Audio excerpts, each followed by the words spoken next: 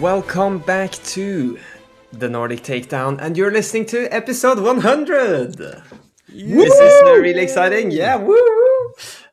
We are super happy to be here. I'm Jonah, and with me I have the whole gang. Welcome, Jason, Victor, and Adam, in that order. Well, depending on what order we've got, because that's not the right order for me. Oh, It's all good. okay, great. So, 100 episodes, crazy.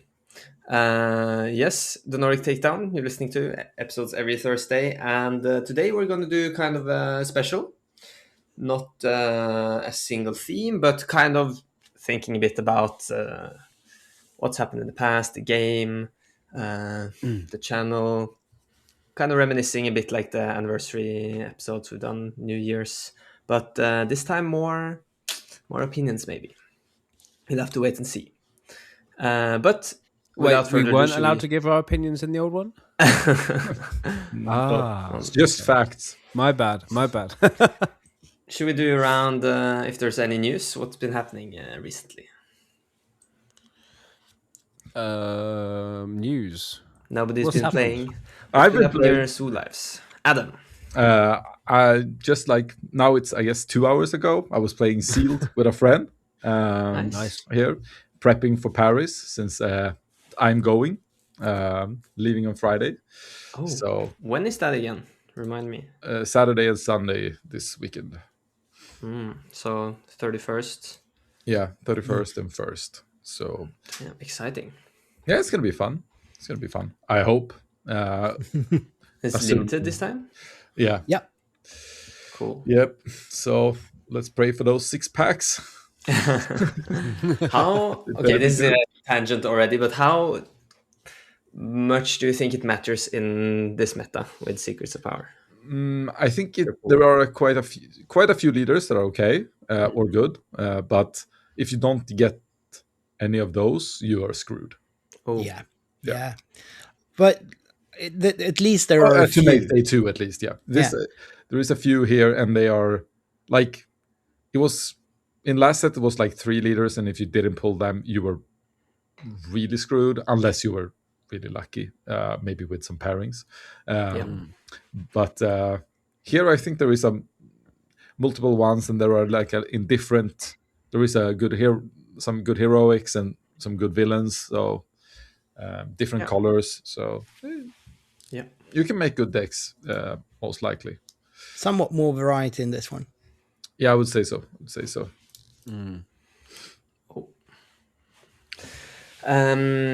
Okay. Zooming in on this week's topic, unless Jason or Victor, you have anything? I to have add? not been. I mean, we recorded Victor Wednesday evening, and then I've had sick kids since then. So I've had no chance to fit any swoop play in as well. I have been trying to plan to sort my secrets of put my secrets cards into binders. That hasn't happened.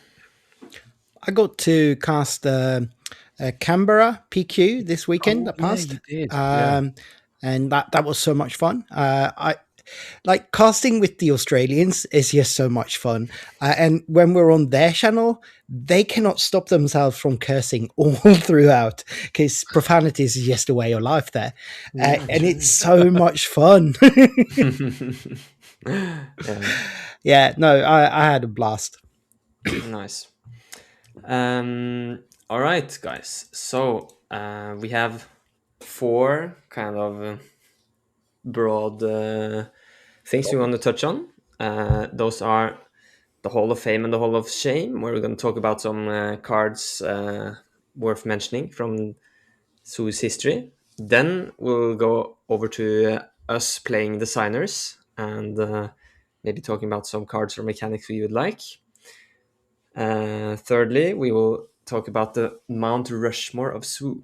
And with this, we're going to discuss some leaders that we feel like have kind of set a staple or the pillar in the meta. forefathers of Swoo. Exactly, yeah.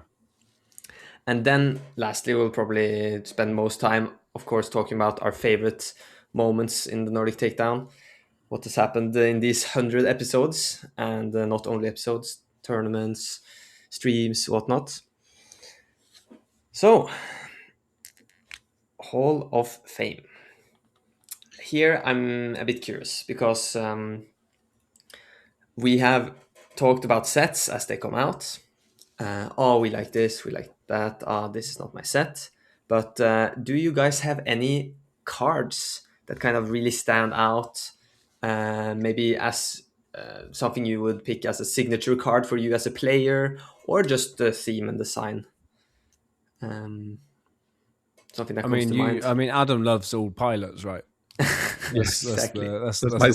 signature card. Chewbacca, especially. Yeah. Yes, Chewbacca pilot. Still But better than I'm the not leaders. only curious in maybe what cards you like playing and think are good designs, but also maybe the best and worst.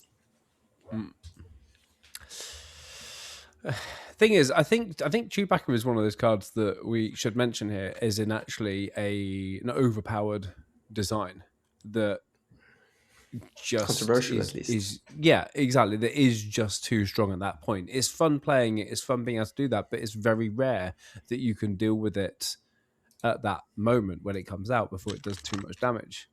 And so I'm just wondering if it was I guess we call it a Boba Fett moment where they just didn't realize it just needed to be brought down a little bit on the level. The idea was fine. I guess the design was fine, but maybe it was just a little bit too powerful for what there is out there that could deal with it. Yeah, it's kind of the pinnacle of each player playing their own game. Because if somebody goes space, somebody goes ground, you might have some tools to interact with it. But with Chewbacca, you can't really interact with it. No. There's no glory, but other than that, you can't even use removal on it. Yeah, removal works like upgrade removal. Yeah. All upgrade removal works. Yeah, I think I will disagree a little bit with the Chewbacca because I don't think the power level is the problem. It is the design that is the problem, that it's non-interactive. So I think we don't see it played everywhere. Sometimes it's just in the sideboard for certain matchups. So it's not really been that dominating. I was actually not going to say Chewie as the worst designed card. But now I might do. But just to pick something else, my worst card is Cinta Cass. Yeah. And that's just because of the design, not because it's OP. Just that the potential to just break the game. That's probably the worst design. I think Chewie is up there for me. Can you elaborate on Cinta? All right. So basically, Cinta has plot. So that when you flip the leader, you can play the card and then you can attack right away with anything, which means 1, action cheating, and 2, like your leader is completely safe to flip, which just makes the game very uninteractive. So, like for example, in Anakin Data Vault, when that was really big, you could just sit and wait till Anakin had taken enough damage to the base, so you can just flip him and kill. Like it's just not fun playing around it, and you can't play around it really unless you like run scanning officers. Luckily, the card is not enough sentinels. Yes, but in Anakin's case, he has overwhelm. But sure, but like any leader basically could just go out and finish the game. Just action cheating in general with a game that is based on turn-based actions is just very problematic, and I think that was a too powerful one. Well, I guess it turned out it's not, but we still don't know for this set that's coming out. It might be, but I think the design is really poor, even though the card isn't amazing. I mean, the card is, what is it? 6 resources. It's a 5/5. Is it 5/5? Yeah. So the power obviously isn't there, but the effect obviously is powerful. Could they have made it a non-leader unit, like attack with a non-leader unit instead? So you get to flip there, but you had to have, when you flip your leader, you had to have another unit ready to go. Like, what could have been the fix or the balance there for that one? I'm just trying to think with Chewbacca, because I didn't mean when I said the power level of actually the physical power level of the card is in they had on the right effect, ideas that when Chewbacca was a pilot, he had some different effects that made him harder, or that unit harder to kill. but the stuff I agree is that the actual effect is overpowerful, but they were going in the right direction. So what could have been done to these cards, do we think, that to make them more balanced? Because the idea was there. Yeah, I think with Cinta, it's the other thing. It's the other way around. They did balance it. It's a pretty bad card, but it's a bad power level of it is bad. It's not very good, and it doesn't see it. But what it does is really idiotic. And just like Adam was talking about, when it works, it makes the game unfun. And most of the time it doesn't do that much, so it's pretty crap. It's a 5/5 for 5, 5/5 for 6, and you have to play it on plot to have it do something interesting. This is just, they did balance it. It's just shit. Sorry, but it is. This is like news to me. I haven't played much in Anakin Data Vault meta where it's used. But it's not. It isn't used that much. Some of the Anakin they played it, not all of them. I think all do. But Did they? Is it that? And Boba 4 is playing it for sure. They are. But it's not necessarily problematic. But it's just, if it becomes good, it is super problematic and very unfun. So it's like the effect. Maybe if the fix would be non-leader, maybe. But like, I just don't like the action cheating effects in general. That's why I don't like plot. If it was non-leader, it would probably be good, but then it would be so rubbish. They would have to buff the stats. Yeah, they would have to buff everything about it. But non-leader, then the effect isn't problematic in the sense that it's unfun. It's just another fleet lieutenant kind of thing. Yeah. But it being unfun, that's also a bit subjective, right? Right. Of course, I mean, I haven't played into it that much, but I see it kind of as something you have to play around. You can't. That's the problem. You can't really play around it. It's just going to happen. I think it just goes. I think it's anti the game's core design. Okay, because it's not back and forth. Yes, it's not interactive. Yes. Okay, but I still don't think that's the worst card, though. Both of those cards you bring up are cards that are limiting some of the design space. Both of them are somewhat balanced. I'm looking at the worst card here. I pulled it up on screen. It's so bad. It's so poorly constructed. I can't even think of what they were thinking when they wrote this card. Galactic Ambition. Okay. Play a non-heroic unit from your hand for free. Deal damage to your base equal to its cost. And the cost of this event is 7. What on earth were they thinking? Well, they had some kind of ambition, would right? ever do? What was the idea here? What are you supposed to play a really expensive card and then die? What's going to happen here? It is an absolutely ludicrous card. It's so poorly designed that it has never seen play, I think, and it really can't be effective. Yeah, I think it's definitely, we had the discussion on the Enigma podcast, one of the worst cards in the game. I think it definitely has a spot there. Yeah, but because it doesn't see play, the poor game design doesn't matter, which makes Chewie and Cinta worse, in my opinion. But because Chewie and Cinta are bad because they make the game unfun. This is just bad. Why would you even play it? Like, why would you even go there? Like, was it meant to work with another card? What is the design here? What is the design here? What did they think? Does it mean you get to get out playing something expensive?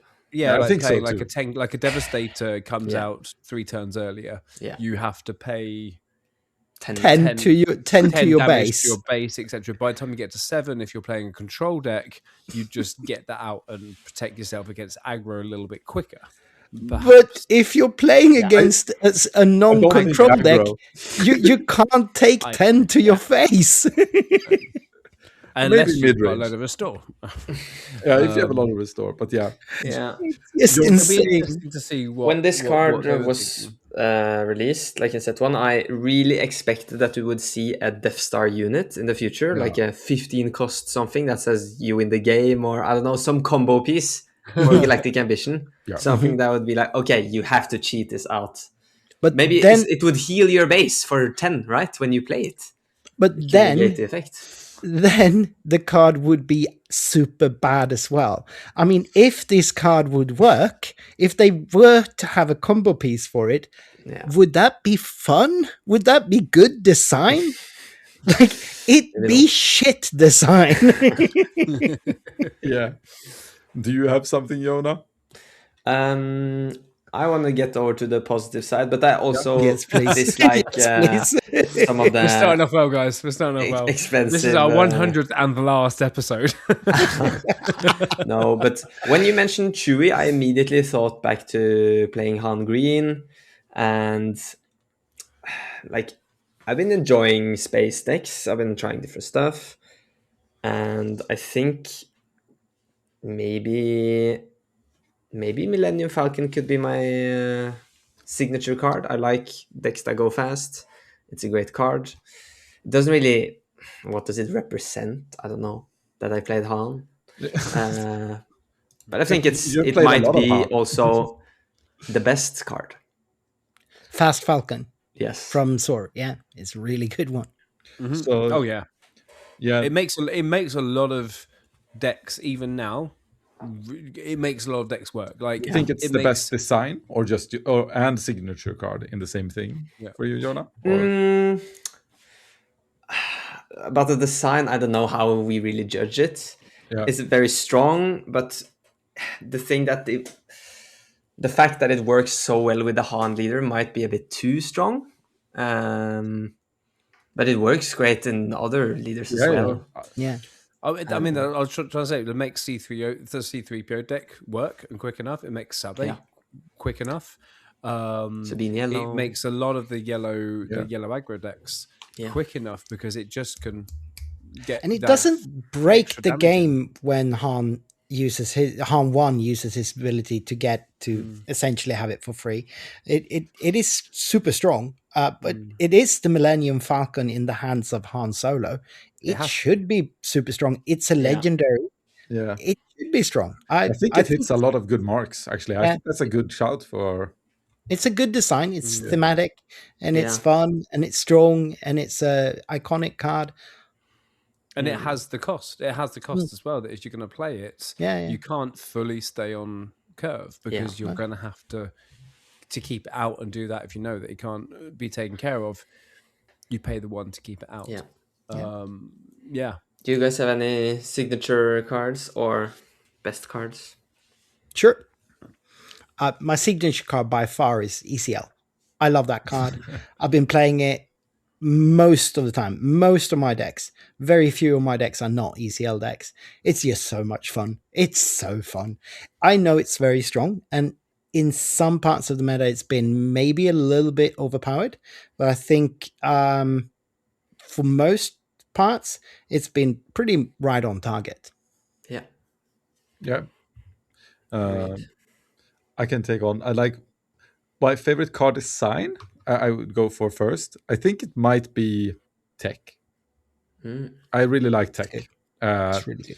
It doesn't see play everywhere, but it's like it has the smuggle mechanic, which I love, and like I really enjoy playing Ray Data Vault, where you can loop it, and not necessarily what everyone likes, but I think that's one of the cards I like.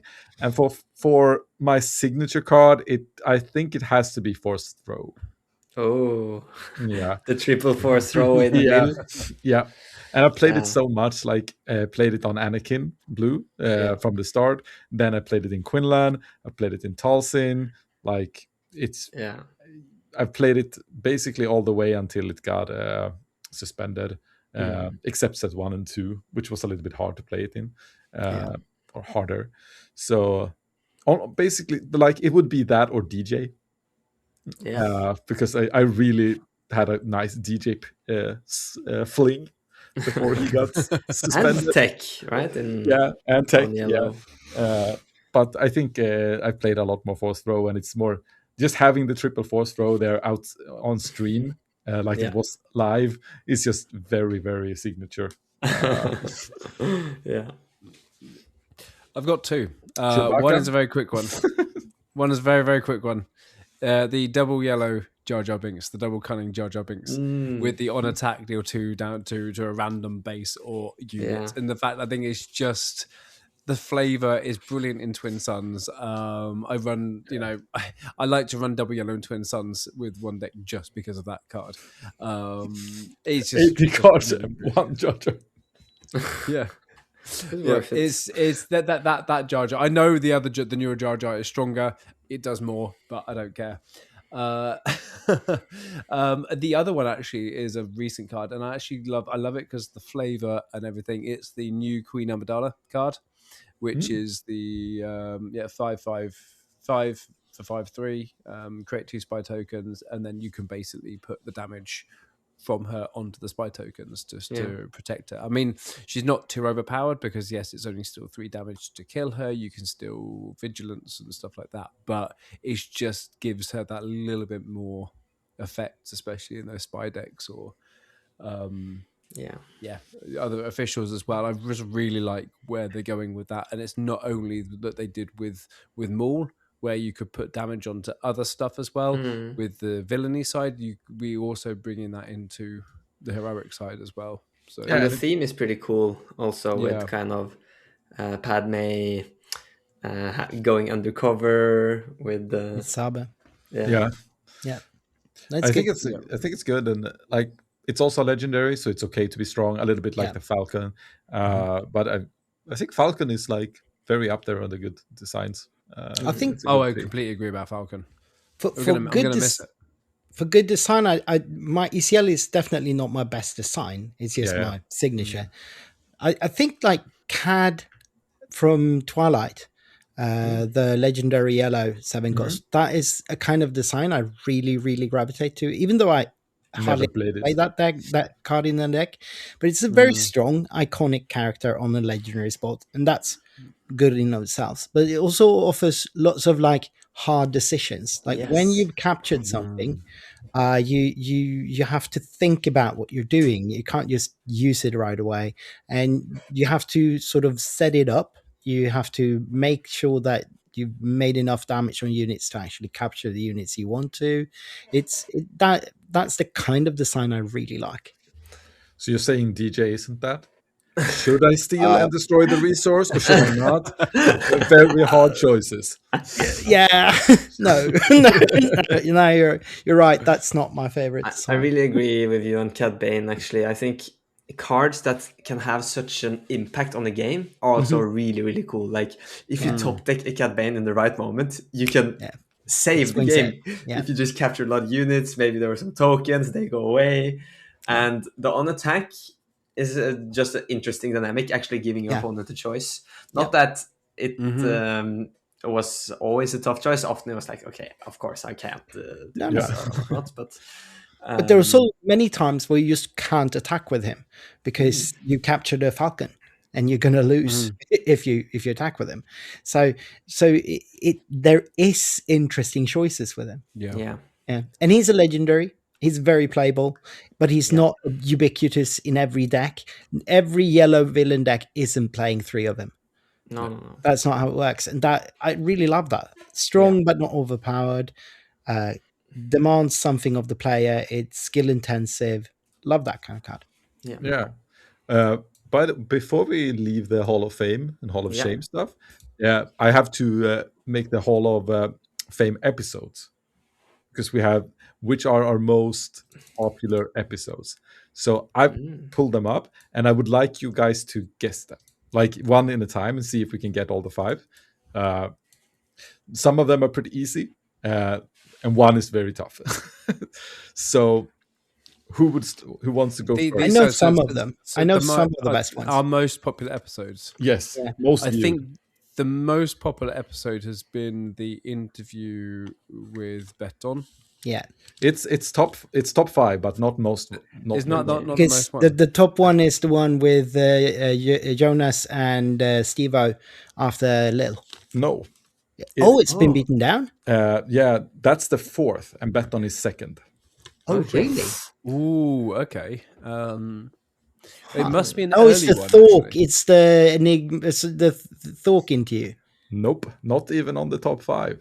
Are we talking Oh, really? videos or episodes? Episodes, so it's Episodes. videos plus. I feel like- Podcast episodes. Okay. We're It's not an talking early about, are we talking about videos as well? No, no, just no. episodes. Like No, even just even the video podcast. So it could be our Yeah, stuff yeah, from yeah. Christmas, but Because just the videos are pretty much yeah. Then none of this would make it. they have exactly. We have some that are way more popular. Yeah. It's got to be maybe one of the something early around. ones. Sorry, I think it's one of the early ones, but go for it, Jonah. maybe one close to the what's Malmö Game Week. It's the interview with Jonas and Steve-O afterwards about their deck, their yellow blue Cad Bane. Cad Bane. No, that one is a video. That's a video, That was not a video. an episode. But Yeah. I thought it was still. That is my most. That's our most watched video. That isn't a live broadcast.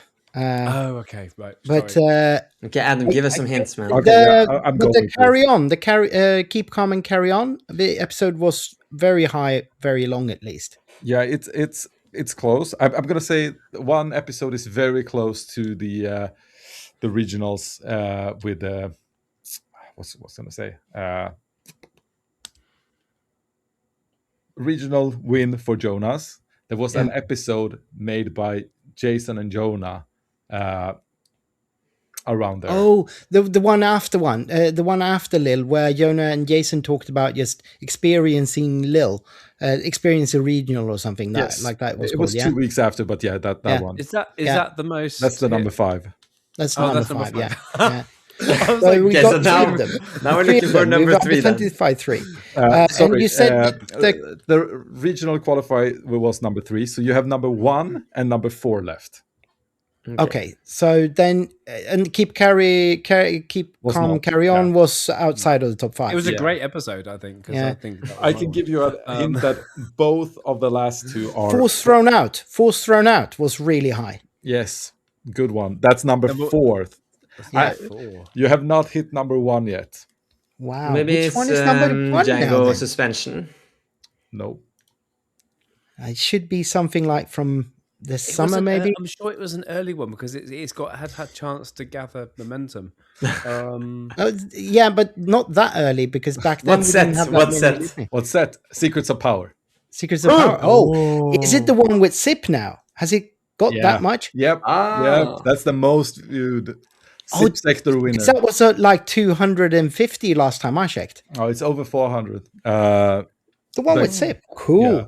Then it's got Nice. like 200 views in this week. That's awesome. No, you have just not checked the YouTube videos on it. The stats are not linked. Oh, it's the YouTube video that's Yeah. pushing it up. All right. Yeah. Gotcha. Right, Nice. so, yeah. Gotcha. Oh, All right. cool. That was a fun one. Okay, so when it comes to cards, we're gonna move on to TNT designers. So we have talked about predictions before, like something we would like to see, but never if there's any mechanics or deck archetypes we as players would love to have FFG implement. Maybe something that exists in other games, or just that we want some character to be a certain way, maybe. Do you guys have any ideas? Yeah, I have a couple. Go for it. I think you have a All right. couple more than me. So I have 3 units that I need to see play in a playable fashion. I need me a Dr. Afra that is playable, leader or otherwise, I don't care. I just want a Dr. Afra, and I need her droids. The I knew murder that was droids gonna have be to the come. answer. Murder droids have to come. Why can't we're up to several of Naboo god stuff. Who cares about some gods in Naboo? I want my Everyone murder would like droids. episode 1. There we I go. want my murder droids. 000 and BT1. Funniest and best characters ever designed for Star Wars in any medium. They are so much fun and they're totally crazy. And What's this from? Which Comics, series right? is this from? they started out in the comics. They've been appearing in some of the books as well. Okay, I need to read these. You need to read those. Tell me where to find them. I will send you links. Yep. I want to see Kayla from Andor in something. I hope she's in the next set, Lawless Time. But I was a bit sad because we got Luthen, we got Dedra, Cyril. You know, we got a whole load of the Andor stuff in there. But Kayla was such a big part of that I feel like we need to see a Kayla card to do something really, really cool. And having the spies, I thought that could have been a good chance to do that. But something really cool isn't there because that isn't there yet because she did something different. You didn't even realize that she was that important until the end of Andor season 2. So I want to see that as well. And I thought the actress who did that did such a great job as well. It was like her first big thing that she did, like straight out of drama school. So cool. She I want to see a Kayla card. That's one of the ones. Cool. I think for me, I want to see some more text on the cards. I know a lot of people are like, okay, Sue is so great because you just pick up the card, read the card. It's straightforward. It's not like Yu-Gi-Oh where you have to think about all the combos and whatnot. But I think it's super interesting when they get a bit more creative with the design, maybe lean more into the theme of the cards. Like now there's a new Galen, a unit that you just give to your opponent and it gives all of your units a buff, kind of playing into the theme of Galen being a spy.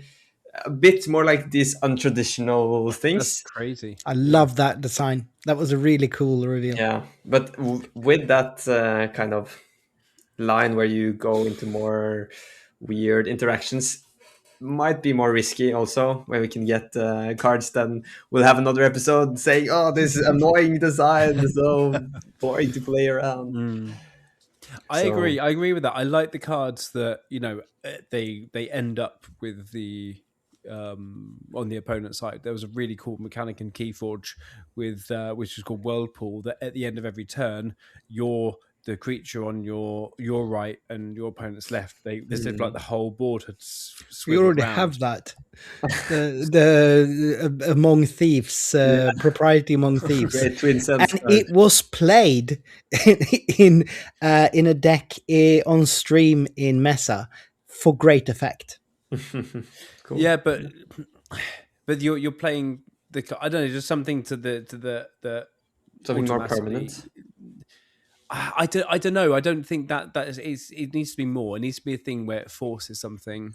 Yeah, like the new mall where you steal the opponent's stuff, something like that. Maybe I don't know. Just something a little bit more wacky that's maybe suited more for Twin Suns, but more than those cards of just having to steal something. More that actually the control actually comes outside of the thing. More like the Jar Jar card where it's just like there's a random thing there, or you know, while this unit is in play, you know, your opponent you get to switch one of your cards. I don't know. There's something more there. Yeah. This is not really thought through, obviously. So please, someone say something. Adam, any ideas? I just want to point out that I am not for these more complicated text cards. I want very less little things. It should be very clean. I don't want to read an essay when I see my opponent's cards in French. I want to know it by first hand. But I do like what they did with the multi-aspects card, because that's something new that changes a lot of things, but it's very clean. Like it's a very clean thing. Like it's blue red. Okay, I guess I do this, but it changes a lot. Yeah. Like it just changes deck building instead of like making it complicated to play. So I think that's a cool route. Because I think you can't just add more keywords, because it like eventually you'll run out of good ideas. So mixing it up with this is actually good. Yeah. Also on this topic, there's 2 points that I want to say related to this. First of all, keywords. I think personally I would like to see a bit more keywords recycled, because Yes. right now they've had sets being like, okay, Bring this back is only in this Smuggle. set, Bring like back Smuggle, for instance. Smuggle. Because yeah, you can build some synergies across sets with cards that work well together, but it's not that much like really support for specific things. For instance, like exploit, really cool Yeah. mechanic, but you need support for the exploit units to work. Yeah. But then we haven't really gotten that Yeah, much. I think they did that for not for keywords, but for traits. Like they came rebels and imperials all the way, but it didn't come. Yeah, like for example, more smuggle. There are some keywords that actually works fairly well, even if there is a new set, like smuggle wood. You could. I had something on top of my head, but like indirect damage doesn't really need to be in that set. Like you could splash that in everywhere. So. I agree. I was gonna say like bring back some good mechanics, but like just recycle the good ones a bit more. Also, really enjoy like tribal decks. Yeah, where you can like buff up stuff and really feel like the theme and the synergy. So support for they that. could do a little bit more than of that, because it's basically only been for the rebels and about underworld, rebels and underworld. Have been the real ones. They could be. There is a lot more like factions, tribals that you could make work, especially in this game where you have a leader that could be associated with it, right? Like but then, so I have a second thing with what you said with multi-aspect. I also really like that, because now they're kind of limiting some good cards to, okay, they work in this specific deck. Because now I talked with a local player about this last week, that when you face a red-blue deck, it's like half the good cards from red, half the good cards from blue. When you then face a blue-green deck, you're going to see the same half with the blue powerful cards and the green powerful cards. It's like very predictable what you'll see, because you just pick the best cards from those aspects. So maybe if the design could be a bit more specific, focusing on synergy, so we see more variety of the card pool, that would be... It might still be easy to see what you're playing, but it will at least be different, because you can't use the blue-red one in the blue-green. So I like that. And last point, I would say, they already made a great Jar Jar, so I don't have to design anything. That's what I wanted. Nice. I think I agree with Jonah. I really like it when they lock extra power behind some kind of deck building restriction. So we had that with traits, obviously, always, and the double aspect kind of does that same thing. And the best designs of Disclose also kind of do that, and some designs, like you already had that with For a Cause. It kind of had you deck build in a certain way, and I think really strong cards that require you to deck build somewhat in a certain way. I'd love it if they keep using Disclose and double aspect in new sets and use them for that very purpose. Like one of the best cards in Secrets of Powers is the friends thing. I can't remember the name now. Faith in your friends. Faith in your friends, yeah. And that actually kind of restricts you a little bit in deck building, but it's very powerful when you do. And those kinds of cards and designs, I really like that, and I think that's something they can explore more. And keep going with the good designs. Why limit them to just one set? We could have so much more Disclose effects. We could have so much more double aspects. I think that's a good point. Good things, stop limiting yourself, because like instead of creating new ones, which like the more new you do, the more bad ones you will find, most likely. It's stupid to like change a good one for a bad one when you know it's a good one. Just continue with it. Like I mean, going on that same theme, going a little bit back to good cards, like the Anakin Skywalker card with the legendary from great card. Like forcing you to kind of think outside the box and going out of aspect, putting the heroic cards in or putting the stuff in, and he's right there in the middle. The design, the flavor was fantastic, but it also pushed those deck building boundaries to kind of go, well, actually, do I have enough heroic in my deck in order to trigger this? Or vice versa. Exactly, because this is like, it's like Luke Skywalker's, where you can split it, but you need to have Yeah. the cost is always there. Yeah. That was in my shortlist for best design, but still I felt like it's like an auto include in many blue decks. And I don't know why I picked Jar Jar Binks over that card, but there we go. But I love the theme. I will come back to Especially Anakin in later. the place between worlds or whatever it's called. Yeah, Mortis. Mortis. Yeah. The Mortis Yeah. cards, yeah. Really cool. Yeah. Should we Okay. move on from design? Yes, let's move on to the heated debate about the forefathers of Star Hopefully Wars the Unlimited. debate. So, first of all, we need to declare for this Mount Rushmore of Su, what is the can be criteria? waived. It should be something that's kind of defining for the game's history. Yes, Do we of need to course, say of anything course. else? Yeah. And it can't be defining. Well, it can be defining bad, but it shouldn't be defining bad because Yeah. it shouldn't be Chewbacca because Jason loves Chewbacca. No, it should be I have something no idea. broad- I was broader not going to than- say. than Chewbacca. just- one person liking it. But Chewbacca could represent the casual side of the game. No, Then I actually, think there are others. I think we got to think like top of the meta, things that have shaped the game that's been good, that's kind of been putting the game in a positive light, or maybe not even a positive light. So like I think maybe like Boba Fett should be one of the ones on there because it was one of the defining leaders of the first set. Does everyone have 4 prepared? No. I have one that I will die on the hill that she belongs on that. Her face should be there. Because I have 4, so I could say my 4 if you guys want, and we can discuss it. I've got two. Let's maybe take But turns. everyone knows who I want there. Let's take turns. It's not And we can really give suggestions, and then we can If give it's, your if list. it's Sabine, Victor, then Yeah. well, obviously. Okay, so we'll start with that, Victor. Why should Sabine be there? She's probably the only leader that has been somewhat a significant part of every meta so far.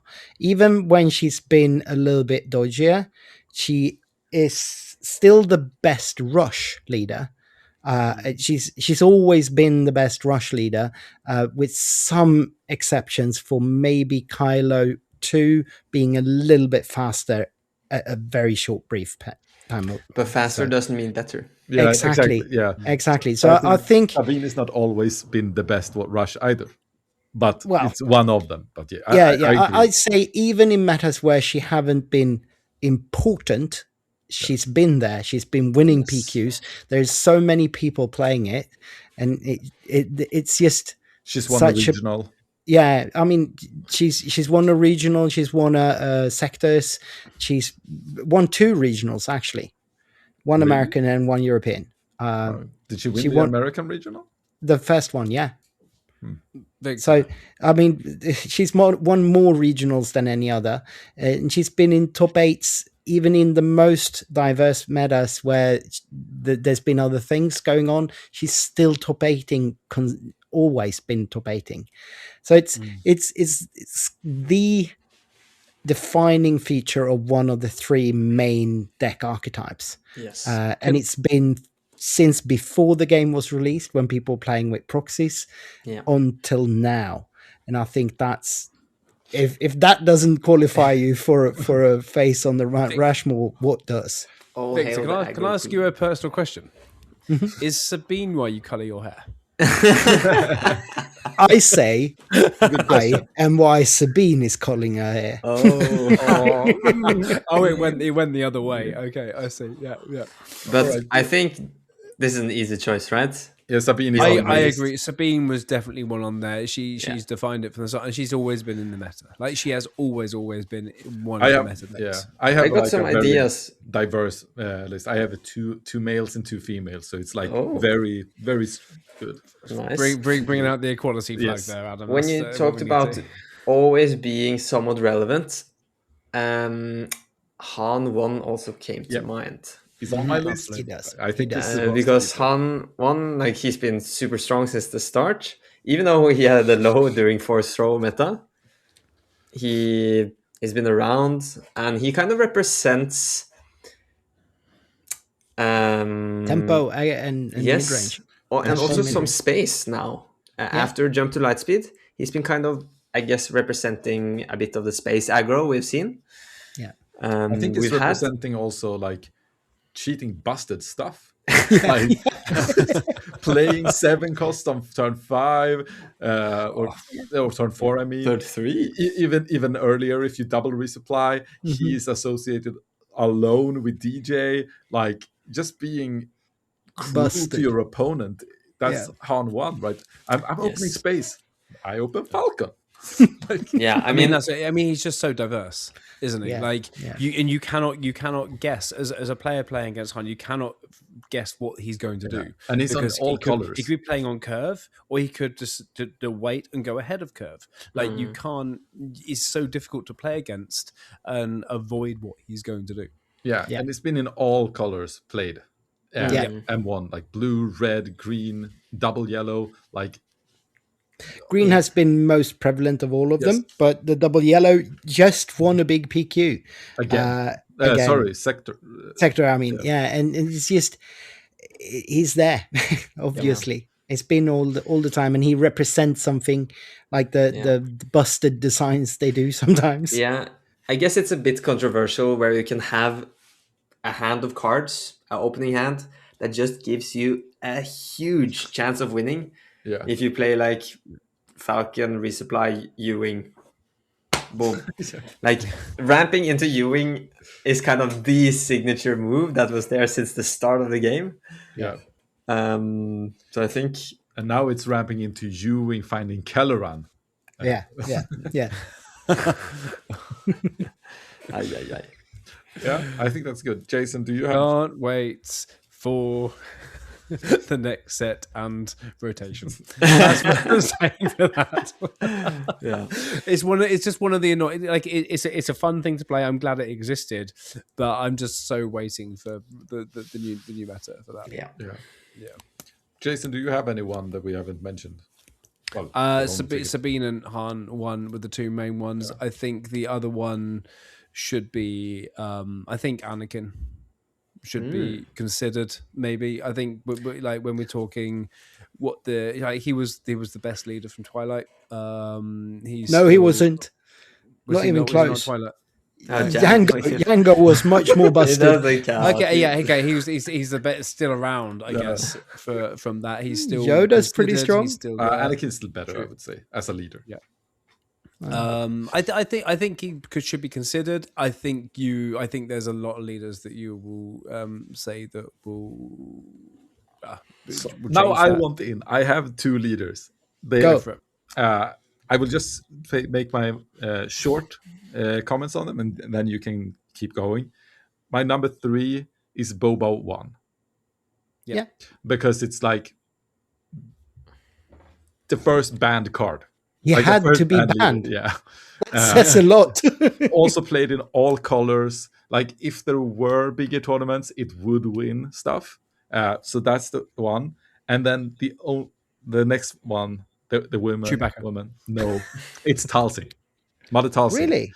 Because it's the best performing leader that's not from the early stages. So it won Galactics, which is like super like it's just won that Galactics, so that's one way to put it on there. Yeah. Also won the regionals after that. So it's kind of the main argument for it is like it won the Galactics, which is like the pinnacle of SVU. So that's why I picked her, because the 4th spot is a little bit tight. I feel like there are some other ones that could make it, but I think it's a good one. I was thinking a bit about Emperor Palpatine. Yeah, because and he's Kira also in the first set representing kind of the more control side of the game, and he's been around forever. He's very unique. Yeah. But there is also an argument for Boba 4 because people love playing him. He's so represented. But I don't want to put him on my Mount Rushmore. But I mean, he hasn't performed that well. If we are putting a Boba there, I think Kira and Talsin are 2 very interesting choices to put there. And I think Palpatine is very interesting. Kira and Palpatine both kind of represent blue-green villainy, which has been a larger thing, and Mother Talcin really doesn't. Even though she's blue villainy, she's not blue green villainy, and she plays very differently. But she has definitely the wins to back it up, though. So I'd either go with one of those three. I think. I What like about Bosk Blue? Palpatine.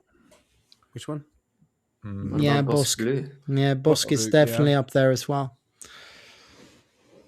Any color like Bosk is definitely an interesting choice to put there. You really Also, like very Bosk, yeah, interesting design. Like he's one of those really well designed leaders, I think. Yeah, he is decent. I'm just not feeling that he's like, what would you say, like that The thing stiff, is, big boy. I think Pulp is good, but it's like it's a hard one. Like, it's good, but it's almost like a boring thing, because then we've got 4 leaders from the first set. yeah. As It's the founding fathers. yeah. Thing is with who we just talking with Bosk, he was surprisingly good, and also that he stuck around because his effect was one of those effects that was based around one set. Based around just the bounty thing. True. And that just stuck around there. Bounty wasn't a keyword that carried on past that set, yet he still used those tools and brought in the support around him, and it's still relevant. Yeah. So there's a good argument for it, but I'm not sure it's top 4. Yeah. I mean, No, I think the 3 ones. The 3 what? The 3 ones are fighting for that spot. Talcin, Kira. Well, are we and Pal. set on Boba 1?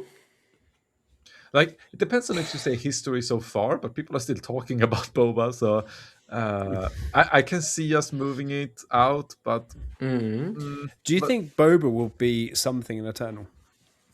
if they ban Django, yeah. if Django's around, he will control Boba. Yeah. So, but like, I would probably do my list, but I think there's an argument for I think the best argument is Palpatine, because he's actually been around all the time, and he just keeps winning stuff. Yeah, and he's both him and Talcin has very interesting way to play the game. Yeah. Compared to maybe a Boba archetype. Yeah. Like there's a whole archetype there that he is just representing kind of better than anyone else. Yeah. Ramping, surviving. Yeah. Controlling. And Pulp is Pulp. So, like, we could make the list, like, say, non-band leader. And then I would be happy to do Palp and Talcin for the places. That I could... because I like that too.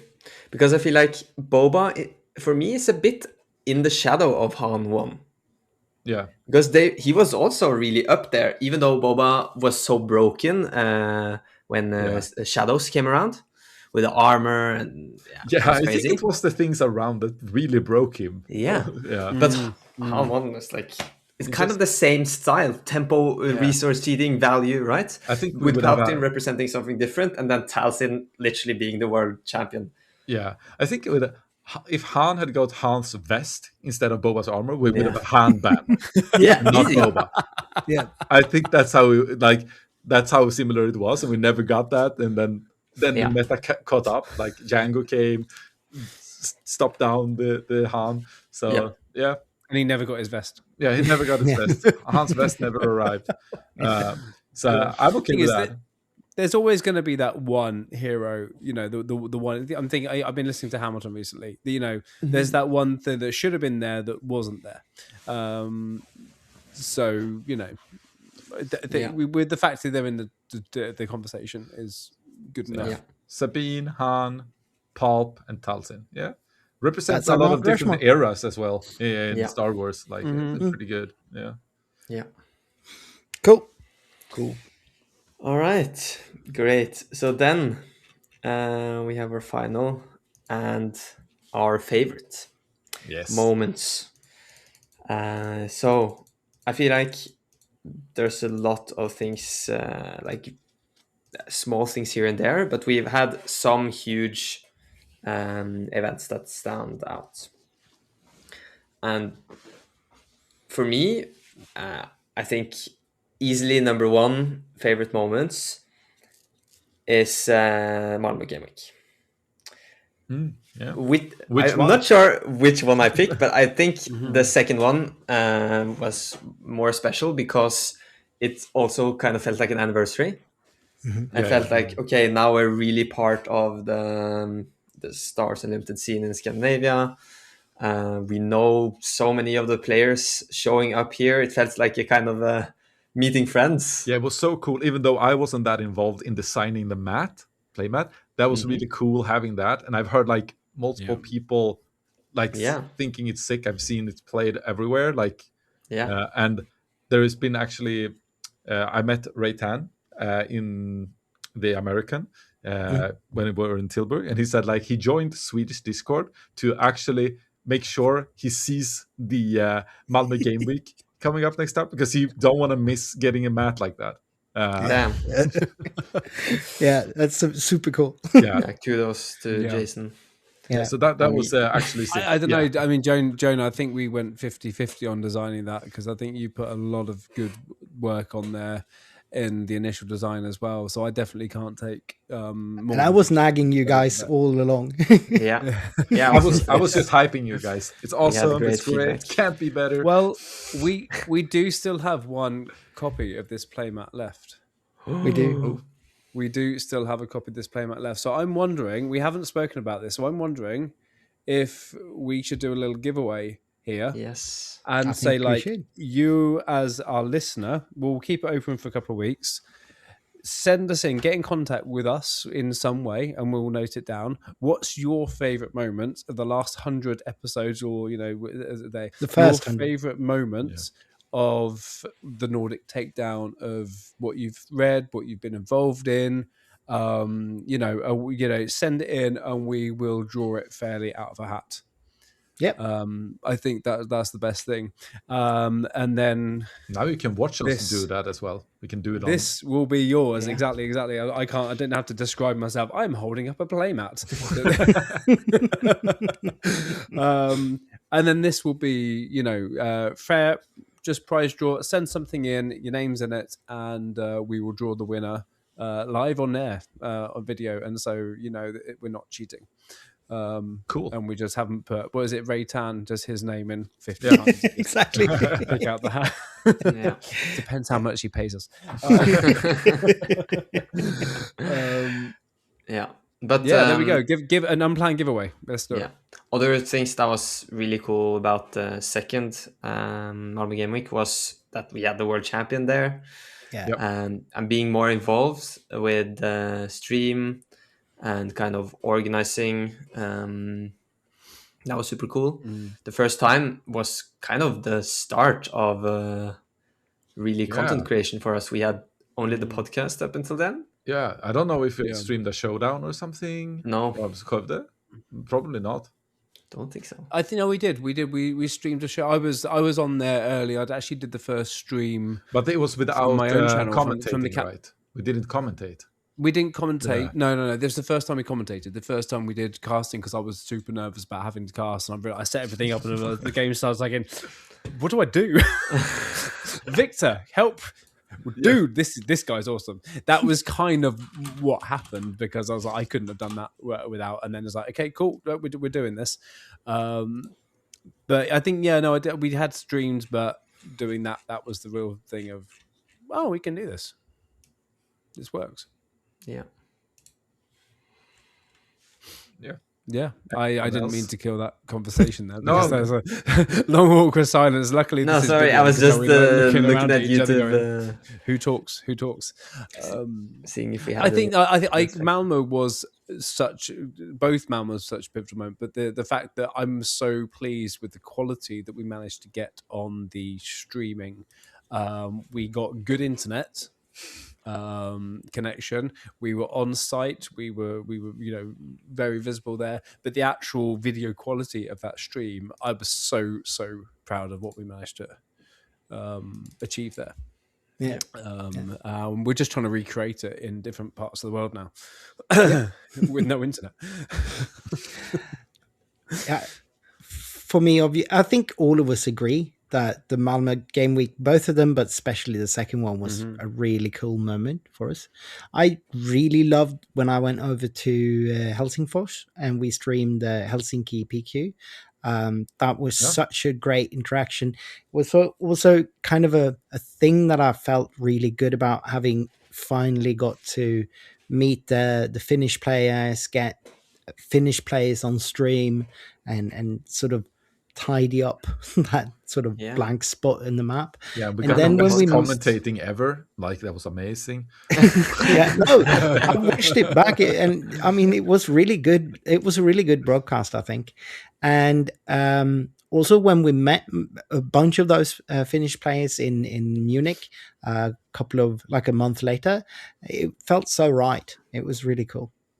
Also having Joni on the podcast after. Yeah. Nice.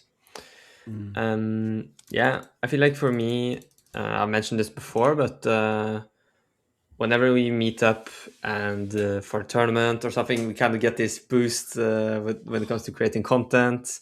So it was really, really cool having Jonas and Steven on the first time talking about Cadbin Blue. That was like maybe the first moment I felt like, okay, our channel can bring something to the community that's completely new, that nobody has ever seen, and really showcase something epic. And then kind of had a little bit of the same feeling when we had the Anakin Blue videos, when we had been testing that for such a long time and kind of saving them up because I think that's we're going my to tournament. most wholesome, like, complete experience. It's the whole Anakin thing, like Blue, when people are coming up and saying, like, we watched this Anakin Blue thing, because that's basically one of the few decks that we built from scratch. Like, nothing copied more or less from anything. We just built it, and then we made the video, we made tournament all that way, and then it started like this big forum on our Discord as well. Like, all the ripple effects from that experience, like, I think that's been fun.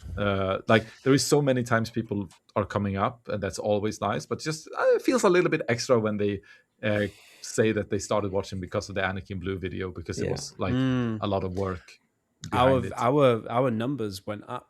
Actually, sub numbers went up huge after that one. Actually, that was a big thing, and I heard people talking about that's the Nordic Takedown Anakin. Is that the Anakin from Nordic Takedown, etc., etc. Yet we still didn't want to put it on Mount Rushmore. And I mean, for us, for our Mount Rushmore, it would have been there. Then he's 100%. alone. He's alone. Just one face on the mountain. I mean, as we're recording this, Martin King Smudge, the British guy that's been really active in those forums, just took. Did he take Annie to top 4 in the Manchester PQ? Like, it's still alive. Yeah.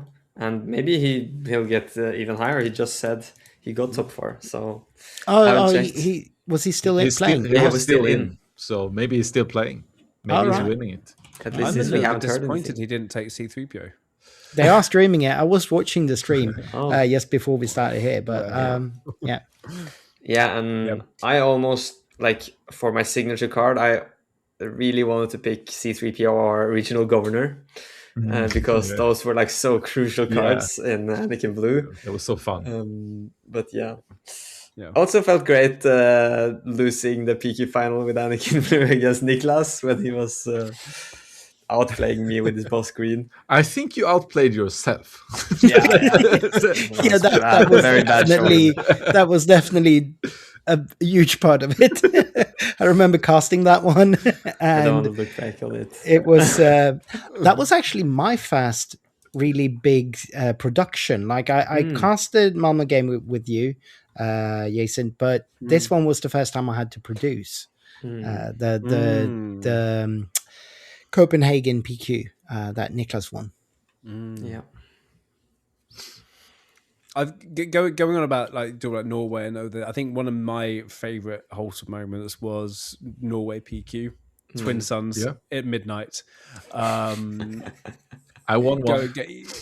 Yeah, we uploaded 2 videos, didn't we? Just a really long day. Like we got back at midnight. We went via McDonald's.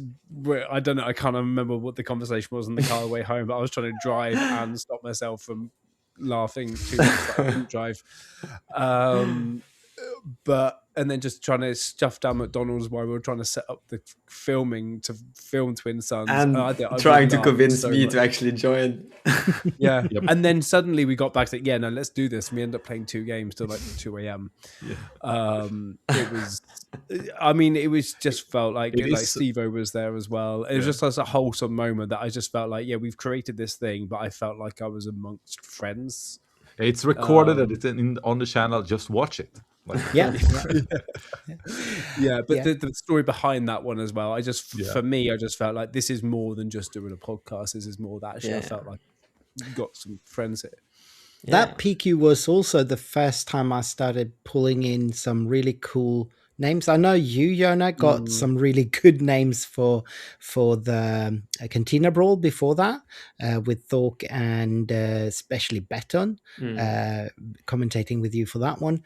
But this was the first time we pulled in American guests for the Norwegian PQ. We had Loopy and Jeff Creasy come on and stream that with us, and that was really cool. And it opened so many doors for how we've been interacting with other like content creators after that.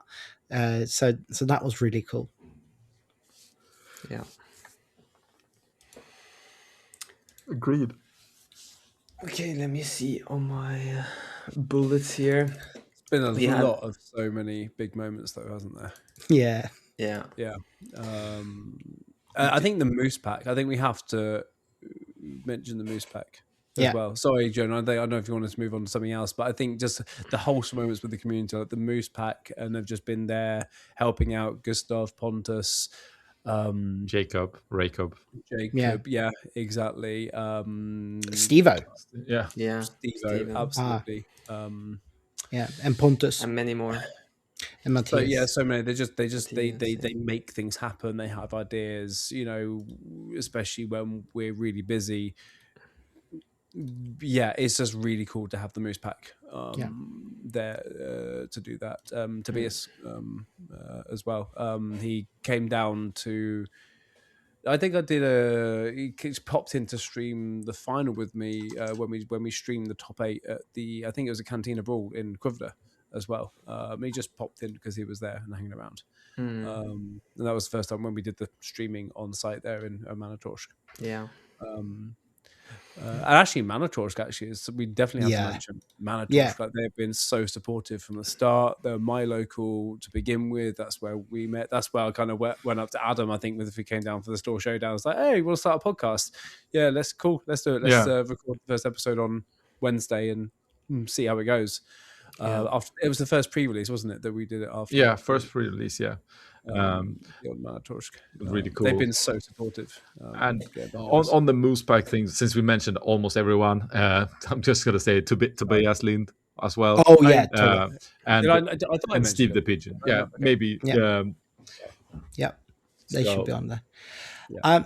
I think if you're just looking at the pure podcast episodes, it's a fairly recent one that sticks to mind for me, and it's the one where we talked about the different player archetypes, like the Psycho. That was so much fun to listen to. That was probably one of the best episodes I've been involved with. You, me, Jonah, and Rakup. Yeah, it's just the energy we had when we were talking about that. It was just so much fun. Yeah, definitely a highlight for me too. Yeah, you had so many like judgmental takes about me and other things. So, like, and I couldn't even defend myself. It's just it's the best time to do it, right? Yeah. But we haven't had that many heated debates on the podcast, have we? I mean, there's been some controversial topics we've covered, but I mean, Adam and Victor don't always see eye to eye on. Not. I think our most discussions has not been on the podcast, though. It's probably No, the exactly. servers. We on the podcast we agree more than in real life. Yes, that's for sure.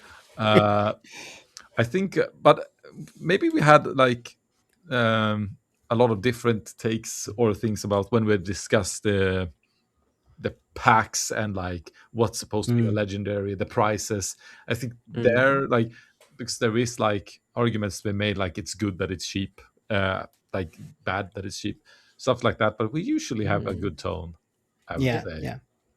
I think I'm on about the discussions we've had about the prequels and the Victor is clearly very, very wrong, and I'm usually digging on that when he's not around, because that's just easier. See, it's so much easier to dig on people when they're not there to defend themselves.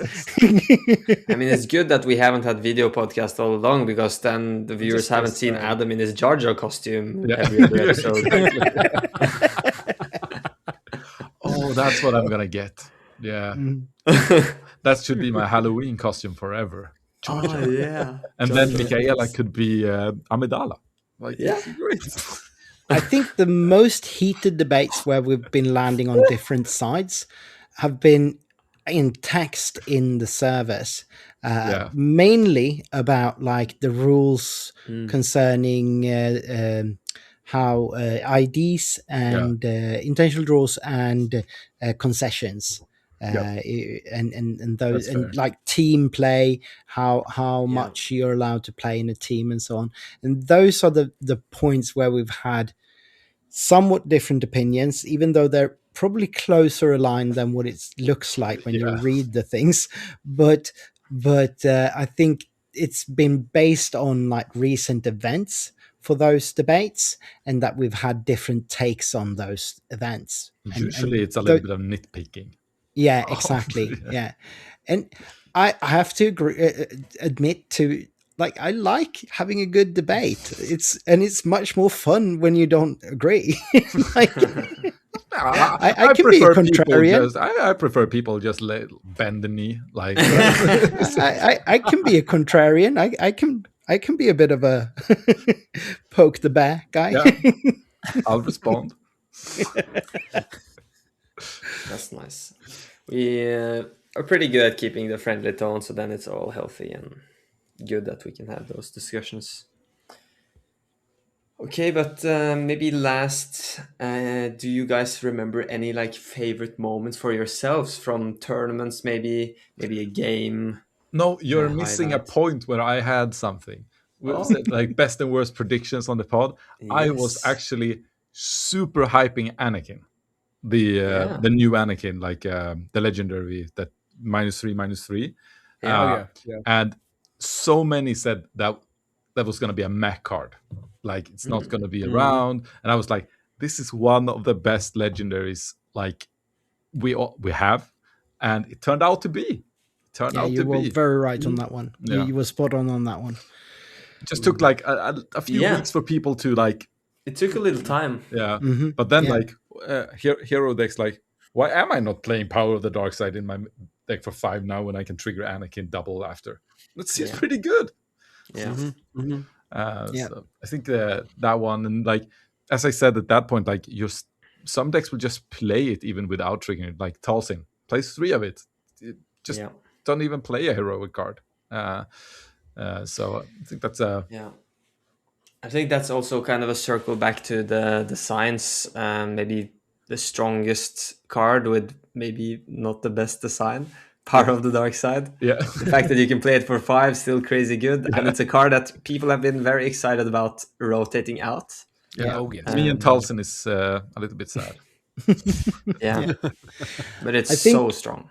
We had an episode where we were discussing what we thought Secrets of Power was going to be, what the theme was going to be. And I think we were very good at predicting that one.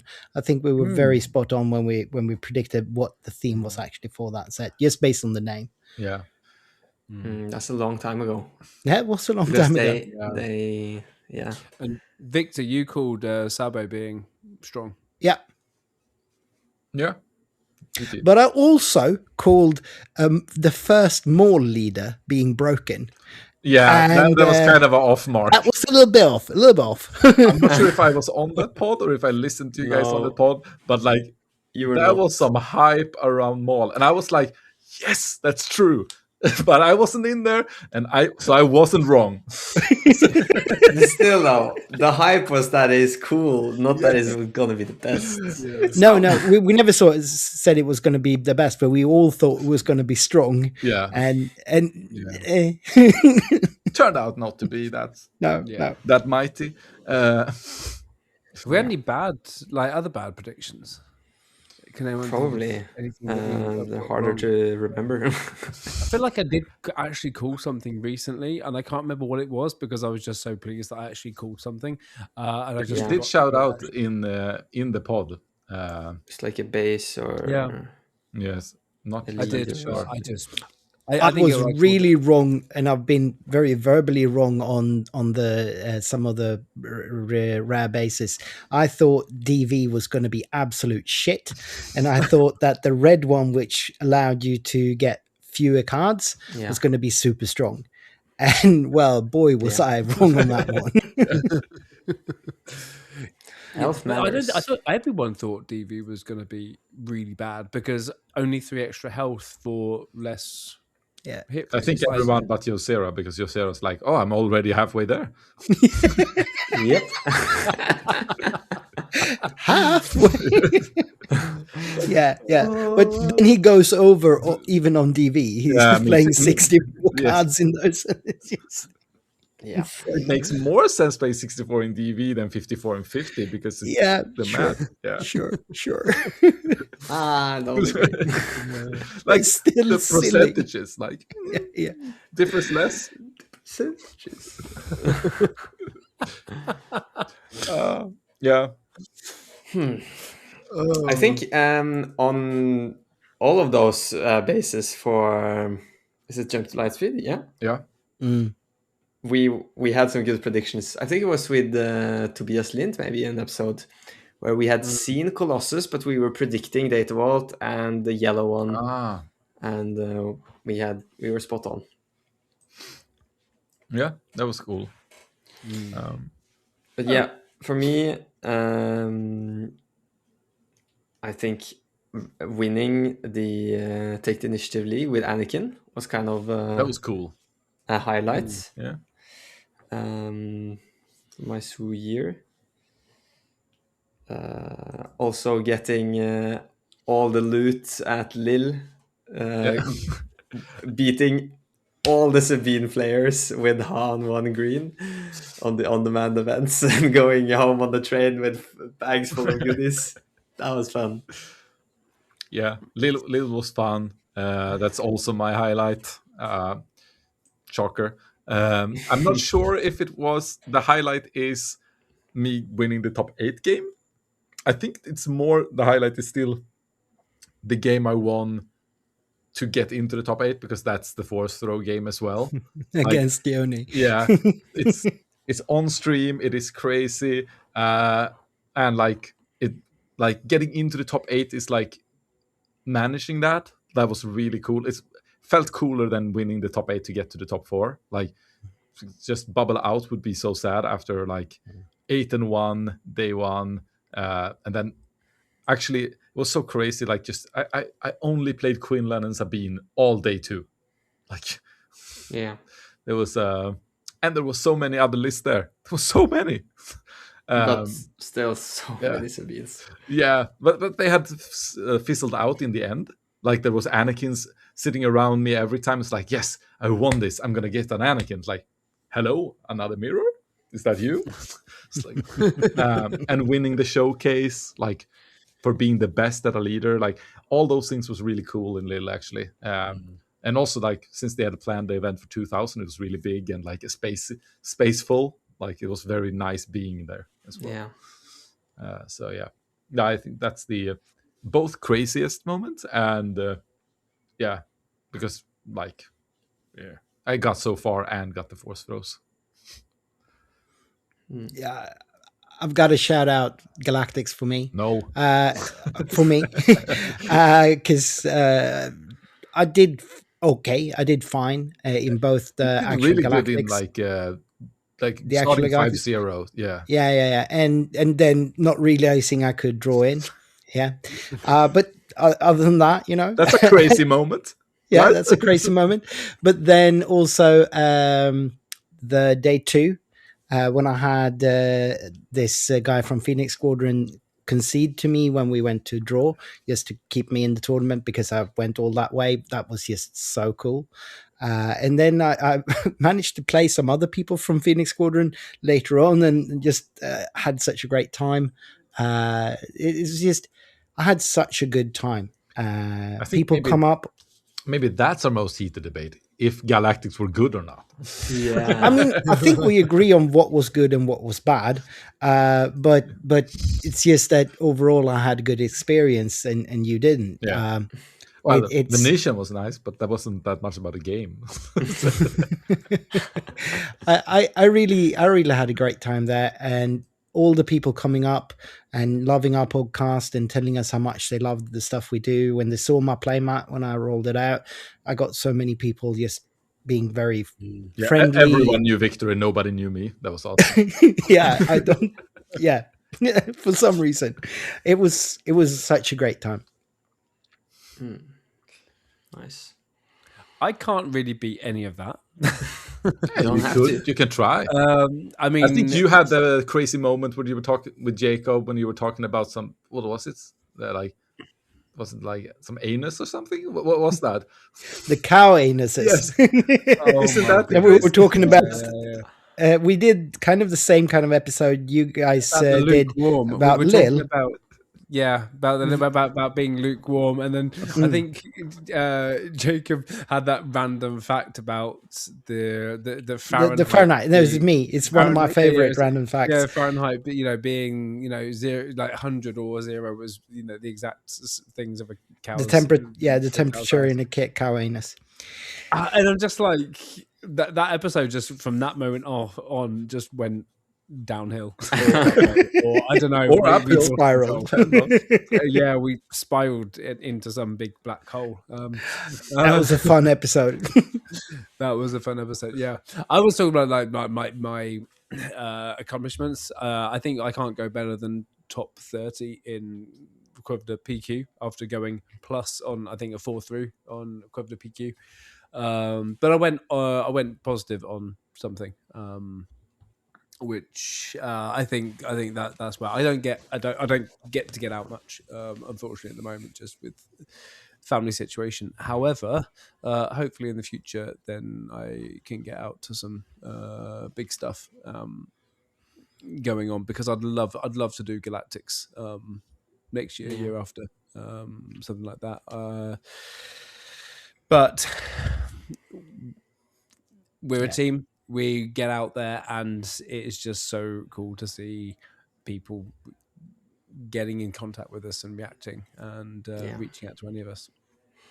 And we had so many wholesome moments from tournaments, not regarding the games, but just meeting people, meeting players, coming up saying thanks and saying hi. Yeah, and just there is countless of games with opponents that I can't remember the names that were just so fun. Playing, because there's sometimes when you sit down at the table, you get this dynamic between someone just right away, and like this is going to be a fun best of 3, but I need to focus because otherwise I'm going to lose. Oh, I do have one. It was the PQ in Linköping that my game got streamed, beating Magnus. Our sister pod from the other podcast. I mean, super nice guy, and it wasn't like I felt like I did feel like I'm a better player than him, but he is a good player that regularly top 8s, and I was like, oh man, like, well, and then it was also commentated by Ibo as well, and I was like, okay, this is actually pretty cool. I'm on stream playing well. Unfortunately, my day ended there. I wish we were gonna face in that round 3, Jason, so we could get us on the streaming table. But it was such a shame. Instead, I faced someone on Poe and then just completely misplayed the matchup. But I lost by 1 point. Yeah. 3 games in a row, I lost by 1 point, and if I hadn't have switched out the surprise strikes and put in some other odd cost replacements, I probably would have done it a lot better. But I hadn't had a chance to speak about my Swedish PQ yet, so there we go. That was that. But that was actually a highlight, beating Magnus on stream. I bet. Which was a lot of fun. But I think, like, when we're at tournaments, people come up all the time, like, especially in Scandinavia. Like, everyone in this community in Scandinavia is sort of circling, and it really feels like we are at the center of the Scandinavian scene right now, and that it's sort of a given that people know we're going to be there, people are going to talk to us, and like it's just all great vibes. People have fun with us, and people talk about our rankings and you know, and ask how they're doing on the rankings, and you know, it's always great to be out in the Scandinavian tournaments, because it feels like it's one big family now. Yeah, and the important part there is that we can be close to the center, and we can be a part of it and build it. Not that it's revolving around us, so we are not the center. No, but we are. I'm not. Adamus. You are Boba. No, exactly. It's more like we're providing helping build fritidsgård, what would that be? Youth center to hang out at. Where the conceptual youth center where the scene can spend some of their time. I guess since we have the age gap, I would say we are doing a senior center. Maybe. Ooh, we can be the living room. The living room where people can come and hang out. The day room. The day center. The tea room. It's really cool to see also people of all ages at tournaments, and kind of finding it fun to go on stream. For instance, the second Oslo PQ, we had Mats. I don't remember how old he is. Very young. Is it the kid that beat me? Yes. That was awful. Playing Alan on stream, and just seeing them have fun, and hearing later people talking about in the chat, asking, "Oh, how old can this guy be?" And then the mom in the chat coming in like, "Oh, he's 9 or whatnot." There, thinking he was way older. Yeah, was that the one that we came up to in last year? It was that one, yes. Yeah, that's the one. The horrors. Yeah, but I mean that was Norway PQ. That was when we met Jonathan, and he was like interacting with us loads and just loved being on stream and everything. And we really got to know Jonathan there, and also like Alan got more involved after that as well. Like, but that was the first one. No, Alan was the first PQ. That was the first. Yeah. But Alan's been part ever since. We made the deck tech with him after the first PQ.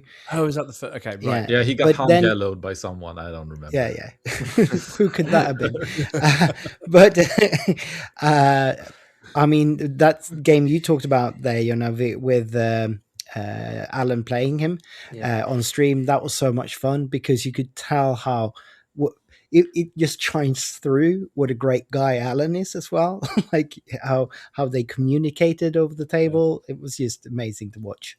Yeah, like on the Alan point, I think that was very cool, that PQ stream, because the whole top 8 was Alan's crazy Obi, and you got to follow him from top 8 beating Jacob, top 4, I don't remember who it was, but like beating that one, and then to the final, and then of course he lost, but like was just you could follow his the underdog journey. And but even though the matchup was very, very difficult against the Han Yellow, I remember sitting there watching, and there were some things that could have played out. Yeah, they came one. He could have won game 1. Yeah, first game he came close. He came close. Yeah. We just ended up getting to so many resources that I could start playing my 7 drops from the resource pile with tech. Yeah.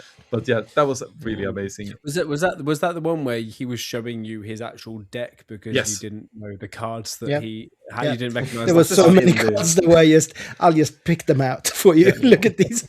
Like that has happened to me quite a few times. Like Yeah, Jonas did that as well in Lille, right? yes, on stream, like here, I think you don't know this card, this card, this card, this card. Like, and I'm like, yeah, you know what? I don't know these cards. That's a wholesome moment. Sure. And For sure. another one that I don't want to be missed is like all these people that I've met, probably because of the Nordic Takedown, that has helped me with staying at them at certain events, right? So I don't have to go to hotels and stuff, like just housing and like being able to at certain times going to Magnus from the Always Tell Me the Odds pod, like staying at this place, playing games before. Sad formula for me.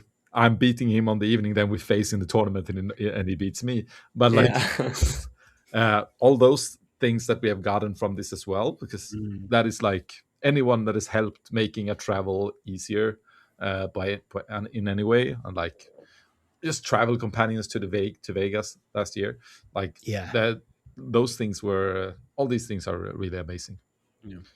Talking of Always Tell Me the Odds, I listened to their latest episode today that released at the weekend, talk about the meta and how to think about the meta and read the meta, stuff like that. Really interesting episode. I really recommend. I know we're trying to talk about ourselves and be really self-involved and self-focused here, but to think about other people for just a second, really, really good podcast. They've got a very different tone to us, and the discussion today, I actually really enjoyed their stuff. So big shout out to them. They should, those guys are in Star they're Wars really Unlimited. good. They're actually, it's a really good genre for people to look at. So. No, those guys have been, since they joined the scene with their podcast, they've been tremendous help as well. They helped us with streams, and they've been like a family kind of. I really enjoyed their episodes. I really enjoyed that podcast as well, and both of them like are just great guys. Yeah, I think for when you reach 100 episodes, also crazy to think about how fast it went and how fast it's going to go until 200 episodes. Yeah. So I would encourage you listeners, let us know if you have any ideas. What would you like to see in the podcast format? Yeah, something that we have done before and not done again that you liked, maybe? Like, yeah, for sure. Also. Guests that you want us to bring on. Who would you like us to bring on? Because we love bringing on guests. It's always fun to get an interview episode. Yeah. And we pretty much got all the guests we've ever wanted. Like whenever we want to have someone on, we've always managed to get them on eventually. Like we got Johnny directly after that. We always get like the PQ winners from the Scandinavian PQs, and even if we have to blackmail them, we eventually get them on. Yeah, we do. Like we find that's dirty little secret, and we get it. It's some people it takes a lot of stalking. But we get there. We get there.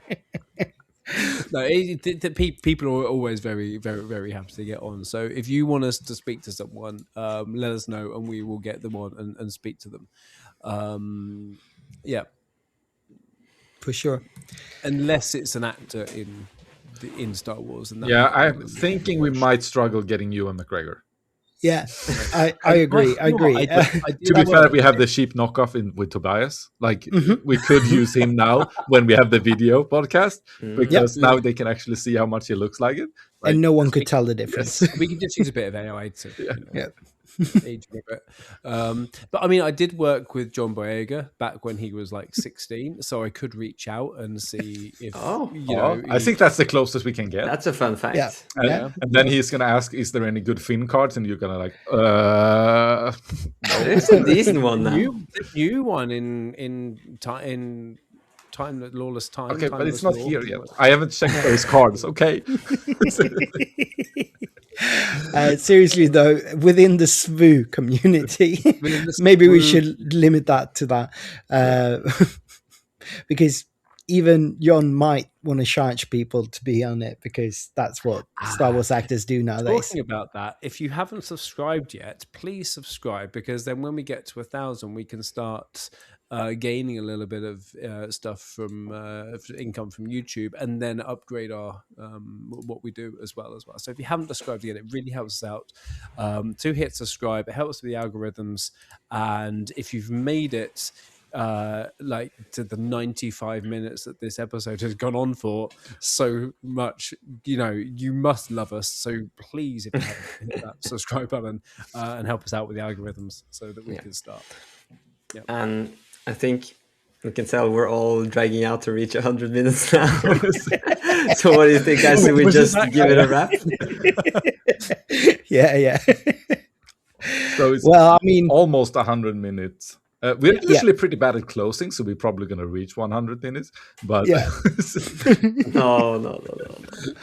Maybe we won't be able to do a 3-minute closing. That seems a little bit long even for us. I'll just prolong the intro. It's fine. I'll just the outro time and time again.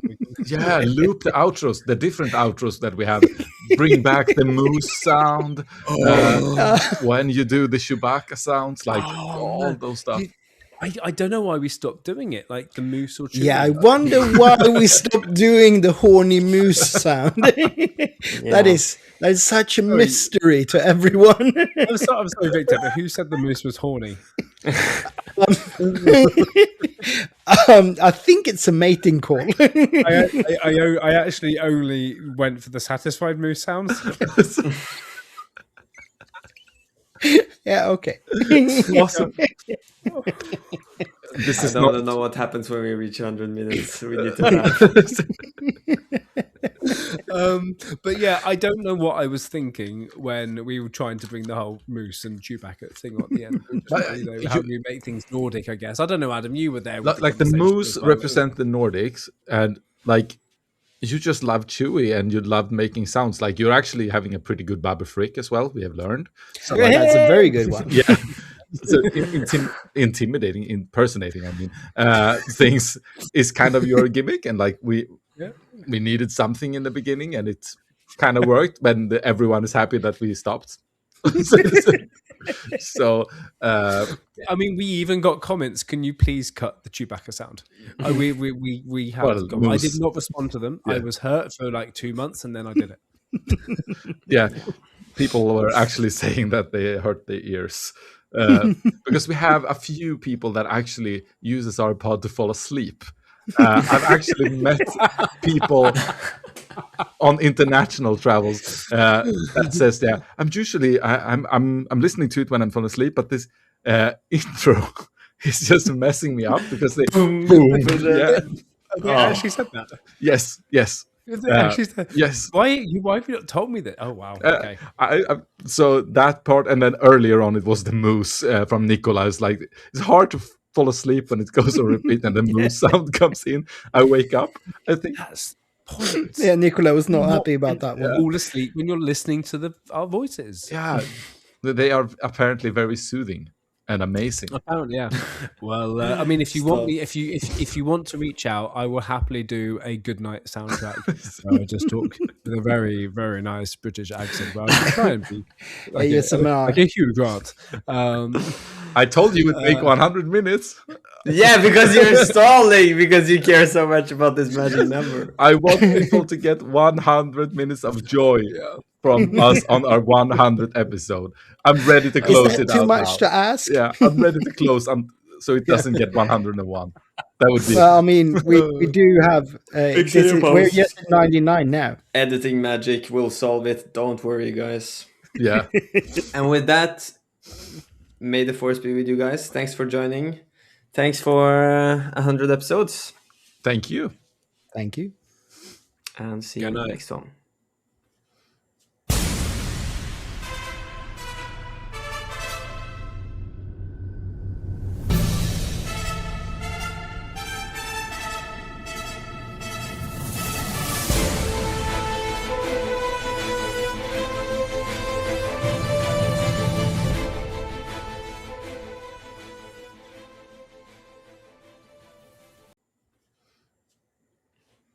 Waiting for you, Jason. Oh, yeah, I need to stop. And then, by the way, who said anything about editing?